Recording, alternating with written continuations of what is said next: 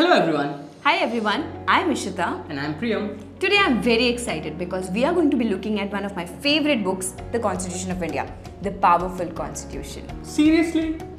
I personally feel you're saying it because you're a lawyer. No yaar, I honestly feel that it is an important book and trust me, you will too, soon. Okay, then let's just begin.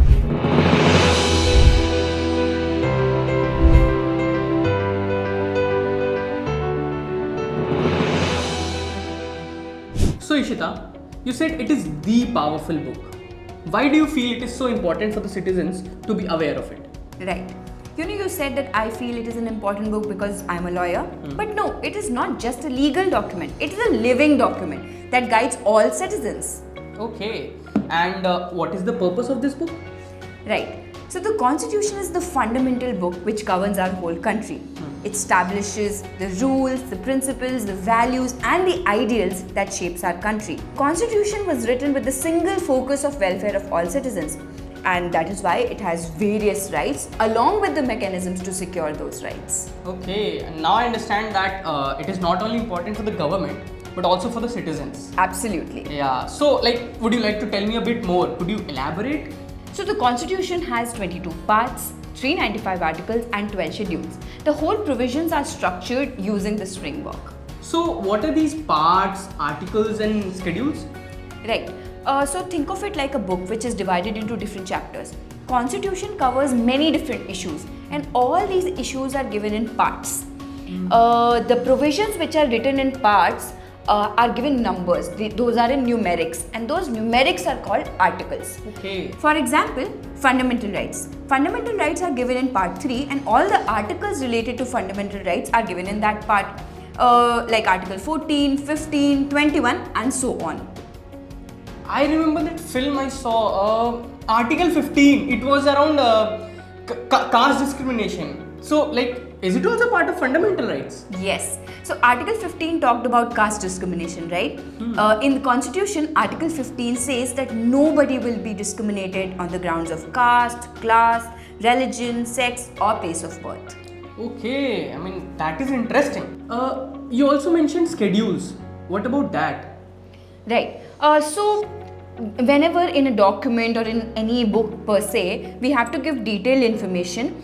We add annexures, right? So think of schedules like annexures to the constitution. I remember one interesting thing which I read in class 8, that constitution starts with preamble. Oh, I'm so glad you know that. Is it? Yes. Oh. So preamble is the soul of the constitution. Preamble has the vision and mission statement that tells the constitution's philosophy and its objective. It tells us how a state should look like and it defines the core values of the citizens which they have to secure for themselves and for others. Okay, so the first page is done. But you said 22 parts, 395 articles. How can one understand them? Okay, don't worry. Let me start from the start, right?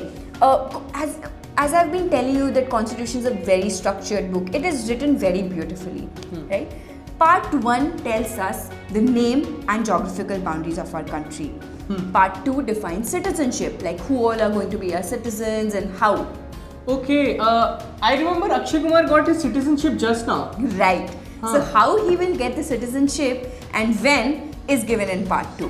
Okay, Yes. nice. Once these things are established, we go to the part 3 which defines the fundamental rights as I spoke about earlier. Moving ahead, we have certain guidelines which the state has to follow for the overall welfare of the citizens. Not only rights, Constitution also gives the fundamental duties which is given in the part 4A. Okay, that's great. But is there anything written for the government itself? Oh, of course, and extensively so. So you must be knowing that we have governments at 3 levels, union, state and local. So how these governments will be formed is given in the constitution.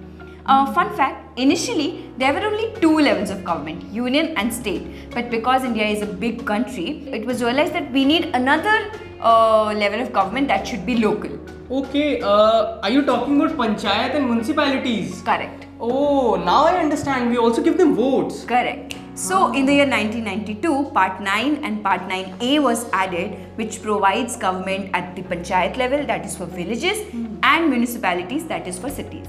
That was a great move. But I'm curious to know, are the responsibilities of the government also written in the constitution? Oh, of course. So it not only talks about the mechanism of governance, but also provides the roles and responsibilities which the government has to fulfill towards the citizens.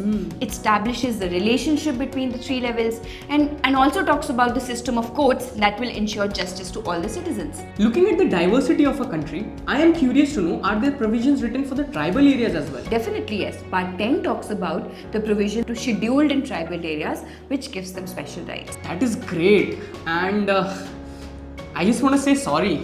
Do you want to take your words back? I mean, I would really want to, because now I also feel that it is the powerful book. I know, right? And this is not just it. When you move to the later parts of the constitution, it also tells how elections are going to be held, what will happen if there's emergency in the country, what will be the official language of the country, and other such relevant provisions. Ishita, there's one more thing which I need to understand. You mentioned that they are written in numeric values, but you also said 4A, 9A. So what is this A? Okay.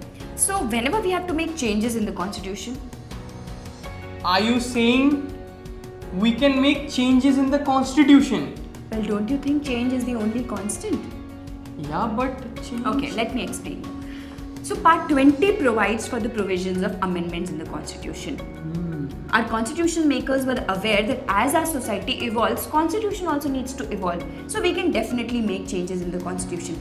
But to the extent that we do not hamper the core values of the constitution. Nice. I mean, now I understand why you mentioned it as a living document. A living document indeed. Yeah. What about the crimes? Are they also written in the constitution? No, don't get confused.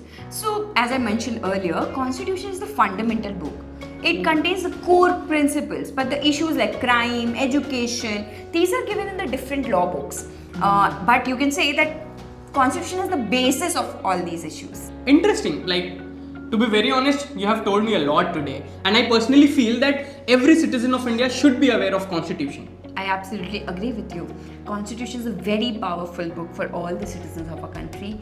Our state understand the language of Constitution, and it is important for us also to understand the Constitution for our own welfare. And I personally feel that one video could not be enough to explore the Constitution. Absolutely not. We have just taken an eagle's eye view of the Constitution, and there's so much more to explore and learn about the contents of the Constitution. I am curious to know more about the Constitution. And there would certainly be people over there who would be curious as well.